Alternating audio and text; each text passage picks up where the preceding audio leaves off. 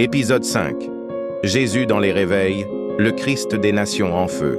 Il y a des saisons où Dieu descend, des moments où les cieux s'ouvrent, où les cœurs brûlent, où les nations frémissent. Ces saisons portent un nom, réveil. Et au centre de chaque réveil authentique, il y a une seule et même personne, Jésus-Christ. Jésus n'est pas seulement le personnage d'un livre ancien. Il est vivant, agissant. Et quand les hommes le cherchent de tout leur cœur, il se manifeste avec puissance. Le Christ des évangiles est aussi le Christ des réveils. Retour en arrière. Nous sommes au XVIIIe siècle. L'Europe s'endort dans une religion tiède. Mais Dieu saisit un jeune homme, John Wesley. Il prêche la grâce, la repentance, la sainteté. Les foules pleurent, tombent à genoux, se convertissent en masse. Ce n'est pas une nouvelle méthode. C'est Jésus qui passe. Quelques décennies plus tard, au pays de Galles, un jeune mineur de 26 ans, Evan Roberts, prie jour et nuit. Il a une seule obsession. « Seigneur, courbe l'Église. » Et Dieu répond. Les tavernes ferment, les chants montent. La présence de Christ est palpable dans les rues. Des dizaines de milliers de conversions. Un pays en feu? Pourquoi? Parce que Jésus était revenu au centre. Et que dire d'Azusa Street à Los Angeles? Un ancien esclave, William Seymour, sans diplôme, sans statut, mais avec une foi brûlante, pris pour un réveil. Ce qui suit dépasse l'entendement.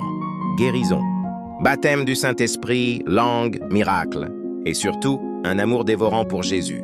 Les réveils ne sont pas des moments d'émotion collective. Ce sont des visites de Jésus, des réponses célestes à des cœurs affamés. Partout dans le monde, il s'est révélé. En Corée, au Nigeria, en Chine, au Brésil. Et oui, au Gabon aussi, dans les campagnes, dans les écoles, dans les églises oubliées, le Christ vivant a enflammé des cœurs. Chaque réveil commence par une soif. Pas une soif d'événements, mais une soif de lui. Les réveils meurent quand on remplace la présence par le programme, quand on adore l'outil au lieu de celui qui agit. Mais à chaque génération, Dieu cherche des hommes et des femmes qui crieront. Jésus revient au centre, viens régner sur nos vies. Allume ton feu. Jésus ne change pas. Hier, il réveillait les nations. Aujourd'hui encore, il cherche une église qui le désire plus que tout. Pas de réveil sans croix, pas de feu sans consécration. Pas de visitation sans humiliation. Le réveil, ce n'est pas un événement. C'est une personne qui descend dans une salle, dans une ville, dans une vie. Et cette personne, c'est Jésus-Christ. Déclaration finale. Seigneur Jésus, nous avons connu les méthodes, les discours, les slogans. Mais aujourd'hui, ce que nous voulons, c'est toi. Reviens dans ton Église, reviens dans nos cœurs. Allume à nouveau la flamme.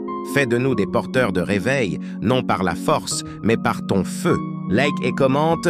Jésus, réveille ma génération si tu entends cet appel.